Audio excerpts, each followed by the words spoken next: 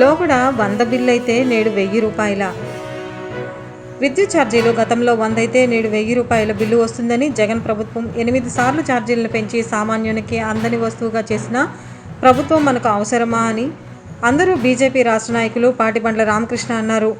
శుక్రవారం బీజేపీ రాష్ట్ర అధ్యక్షులు పురంధరేశ్వరి పిలుపు మేరకు చెంచుపేట ఎగ్జిక్యూటివ్ ఇంజనీర్ కార్యాలయం వద్ద పెంచిన విద్యుత్ ఛార్జీల పెంపుపై కార్యాలయం ఎదుట కార్యకర్తలతో కలిసి నిరసన వ్యక్తం చేశారు.